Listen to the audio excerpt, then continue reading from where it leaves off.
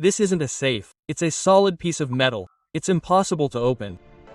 Sir, I can open it. Just give me a chance. If a great technician like me couldn't open this safe, what are you? This safe, discovered during excavation 5 years ago, simply wouldn't open.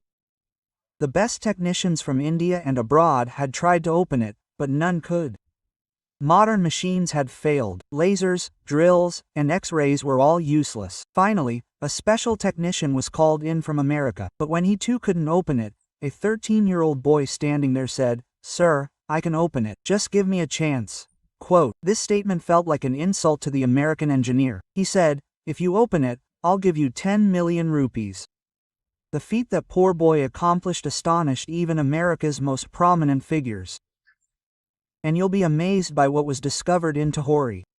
Far from the hustle and bustle of the city, the massive building of the National Royal Museum stood like a sleeping history. This morning was unlike any other. Hall number 9, known as the Chamber of Mysteries, was packed to the brim. Heavy police security, flashing media cameras, and the presence of prominent historians from India and abroad made the atmosphere tense. Right in the center of the hall, on a raised platform, sat the object that had kept the government and scientists awake for the past 5 years. It was the kafat, the mysterious black vault. 5 years ago, when the ruins of an old palace in Rajasthan were being excavated, a stone chamber was discovered 30 feet below the ground. This vault was placed in the center of that room. The site seemed as if someone had deliberately hidden it. When it was lifted out of the pit, everyone was stunned by its weight. Old documents revealed that the vault might be the secret vault of an ancient king, containing either treasure or a secret. It was brought to the city's museum. The government had announced that the vault would be opened scientifically, not through vandalism. Whatever was inside would be a historical treasure. This was no ordinary vault. Its metal was neither pure iron nor copper. Its color was a deep black, unaffected by the ravages of time. Strange figures were carved around the vault. In one place a roaring lion, in another a bent sword, and in another a strange network of constellations. Historians believed it was the royal vault of the ancient Suryavanshi kings. It was said that the king had hidden not only wealth but the secrets of his entire kingdom, which, if captured by an enemy, would have destroyed the empire. But the problem was that there was no way to open it.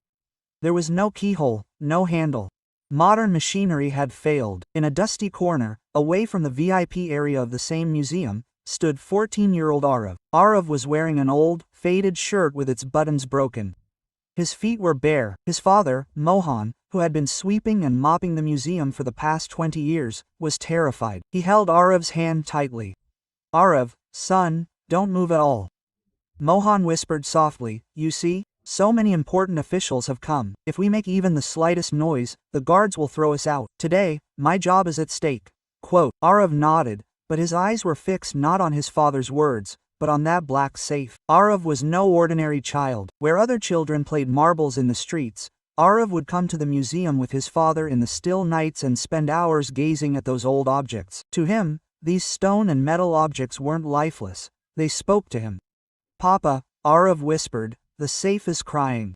Mohan looked at him in shock. "What nonsense are you talking? Shut up." Quote, but Arav was telling the truth. He heard a strange echo in his ears. It wasn't the noise of machinery, but of the gears trapped inside the metal, groaning in mismatch. Just then, a tall, blond man entered through the main entrance of the hall, followed by 4 assistants carrying expensive briefcases. He was Richard Smith, the greatest locking engineer. Richard had opened safes in America and Europe that the world considered invincible. A strange pride was on his face. The museum director stepped forward and welcomed him. "Mr. Smith, we have complete confidence in you. The eyes of the Indian government and the entire world are upon you today. Whatever is inside this safe is a world heritage."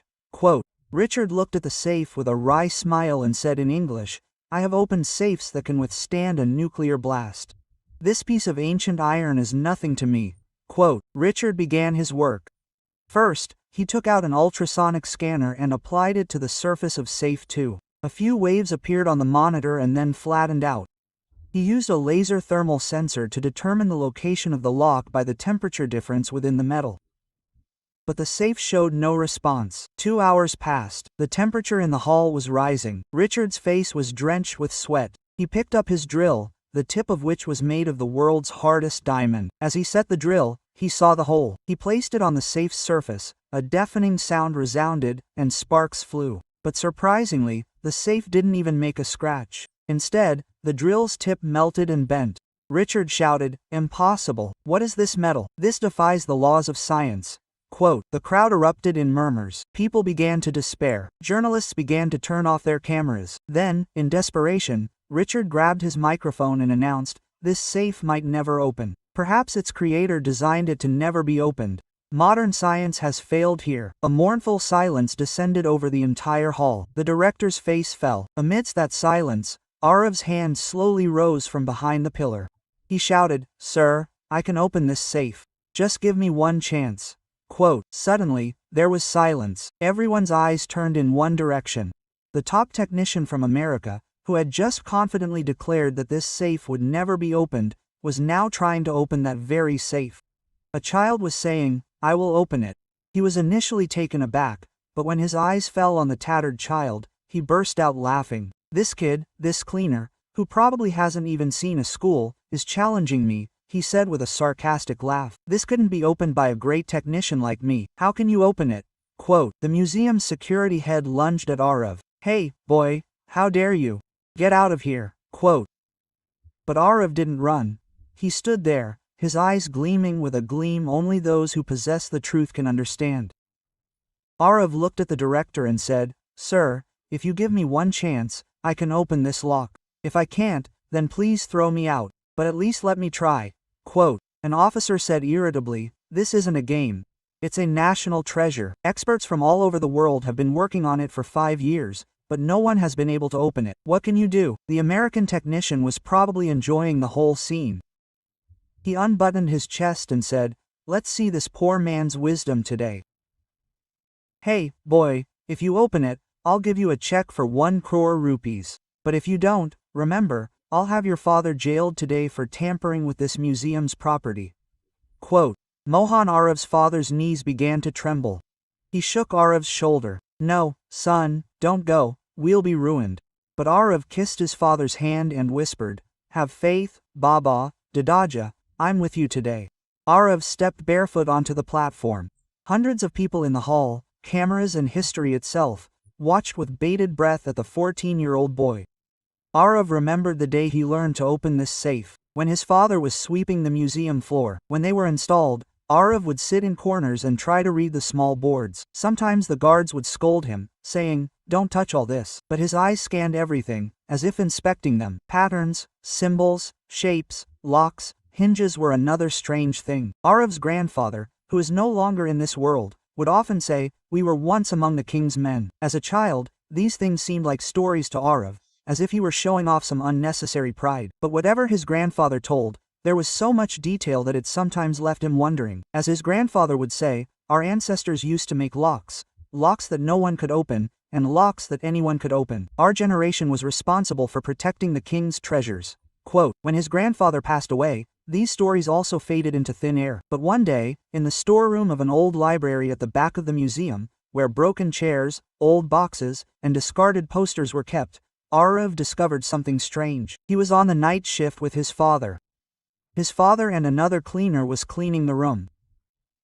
While removing things, the lid of an old wooden trunk opened. Inside were some dusty, handwritten books with yellowed pages. When everyone had left, Arav sneaked back into the room. He picked up a book and opened it. It contained strange markings, lock designs, gears, sections on safes, along with secret methods, symbol-based combinations. One marking resembled the markings on a museum safe. His heart raced. Written on some pages was the secret lock of the royal safe. A safe that opens silently, a lock that opens by memory. He didn't decipher it completely, but he knew enough to know this wasn't an ordinary diary. He remembered where his grandfather used to do it. "We had the knowledge to open safes without a key." Many nights, while his father cleaned the upstairs hall, Arav would sit in the downstairs storeroom and try to read those books. The language was primitive, but gradually he understood the language of symbols. The logic of each scratch began to emerge.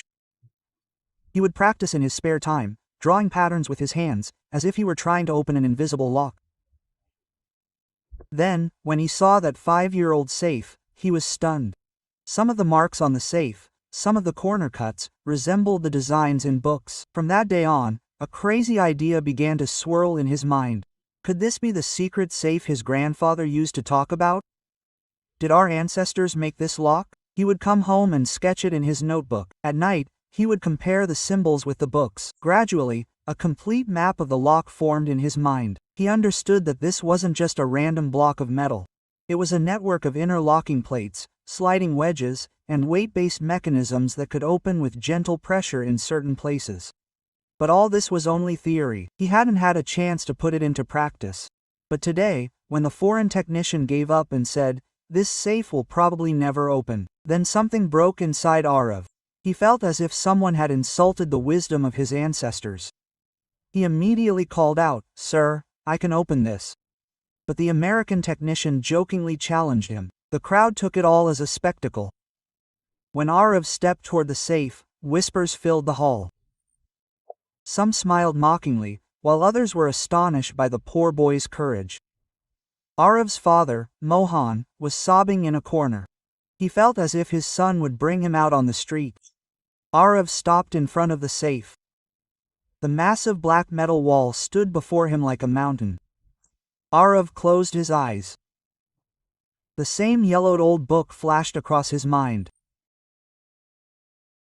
Richard Smith, folding his arms, sneered. "What's wrong, little master? Are you going to start reciting mantras now or some other magic spell?" Quote. Arav didn't reply. He slowly extended his hands and touched the surface of the safe. He touched the metal. The metal was cold, but Arav felt a vibration within. He remembered what his grandfather had said. "Son, kings' safes don't open with a key, but with the heartbeat of their maker." He looked closely at the emblem of a roaring lion on the top of the safe. People thought he was just looking at the stone. But Arav's fingers traced a very subtle bulge near the lion's mane. The bulge was so small that Richard Smith's high-tech laser scanners had ignored it as a metal defect. Arav applied pressure to the bulge with his fingertips in a specific rhythm. Doc, dhak, dhak, the hall held its breath. Arav placed his palm on a flat spot on the right side of the safe and began rotating it very slowly in a counterclockwise direction. A deep mental tension was etched on his face. He remembered the page in the book that said only the union of fire and water would open the door. He looked at the bottom of the safe, where a small clump had formed. He rubbed it with his fingers to generate heat. Then, suddenly, he pulled down the sword mark on the top with his left hand. A journalist in the crowd exclaimed, "What is he doing? He's just moving his hand." Quote. But Richard Smith, who had been smiling until now, suddenly became serious. His experienced ear could hear subtle sounds coming from inside the safe that no one else could hear. Tick, tick, tick. The heavy iron plates inside the safe were clanking against each other. Arav now used both his hands. He applied pressure to the top of the safe with one hand and slid the edge with the other. It was like playing an instrument. Before Arav's eyes now lay the map he had drawn in his notebook, staying up late in that old library. He knew that this safe had 7 layers. He had crossed 4 layers. The 5th layer was weight-dependent. He put his entire body weight on a specific part of the safe. Just then, a deep echo arose from within the vault. Good, good, good, good. Sweat broke out on Richard Smith's forehead. He told the nearby security officer, "This is impossible. This guy is using a weight-shifting mechanism. This technology was lost centuries ago. How does he know all this?" Quote. Arav was now at his last stop. He placed his finger on the royal symbol etched right in the center of the safe. He remembered his grandfather's last lesson: when all avenues are closed, resort to silence. He stopped touching the safe and simply listened, waiting for it to calm down.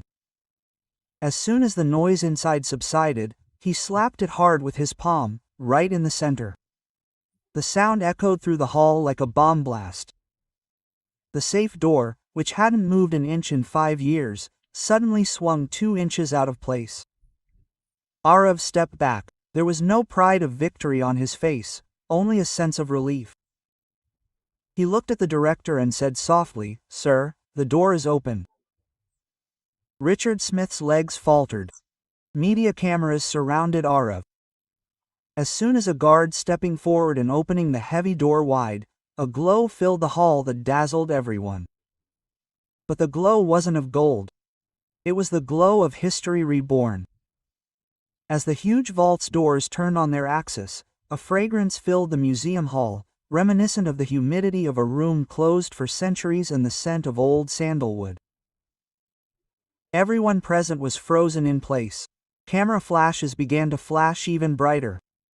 Everyone expected a flood of gold coins or a spill of precious diamonds. But when the door fully opened, the scene was quite different. Inside the vault were several small shelves. They contained old books wrapped in red silk, copper cylindrical pipes, and leather bags bearing royal seals. Historian Dr. Sharma stepped forward with trembling hands. He pulled out a copper pipe and, from within, an ancient parchment paper. Tears welled up in his eyes as he read it. "That's impossible." Dr. Sharma's voice choked. "These are the secret documents of a great dynasty that was said to have been erased from history. They contain the scientific advancements of that time, secret medical methods, and maps of forts that still lie buried underground. This isn't gold, it's India's lost knowledge, 1,000,000 times more valuable." The entire hall erupted in thunderous applause. The child who had been considered trash just moments before had become a national hero. Richard Smith, who had stood there like a statue, slowly walked towards Arav. His pride was shattered. He took his checkbook from his pocket and, with trembling hands, filled it with the amount of 1 crore rupees. He placed the check in front of Arav and said in a choked voice, "My boy, today you have not only defeated me but have taught me that knowledge doesn't need any expensive machinery. This check is yours, and so is my honor." Quote, Arav took the check, but his eyes were still on his father, Mohan, who was crying bitterly in a corner of the hall. This cry wasn't out of grief, but rather for the honor Arav had brought to his entire family. The museum director took the microphone, coming to the stage, and announced, "From today, Arav will be the museum's youngest honorary patron. The museum trust and the government will be solely responsible for his education, higher education, and the welfare of his family. We will not let talent like Arav's go to waste." Quote, standing on stage, Arav's mind was filled with memories of his old library. He remembered how he would secretly read those old books at night. He had proved that with curiosity and respect for your ancestral legacy, you can open even the most difficult locks in the world. The sun was now shining brightly outside the museum. When Arav emerged, a crowd of thousands awaited him. Arav placed the 1 crore rupee check in his father's hands and said, "Baba, now you won't have to sweep at night. Grandfather's wisdom has brightened our home." Quote, friends, how did you like this story? Please let us know in the comments. And where do you see this video in the country? Be sure to tell me where you're watching from. See you with the next story.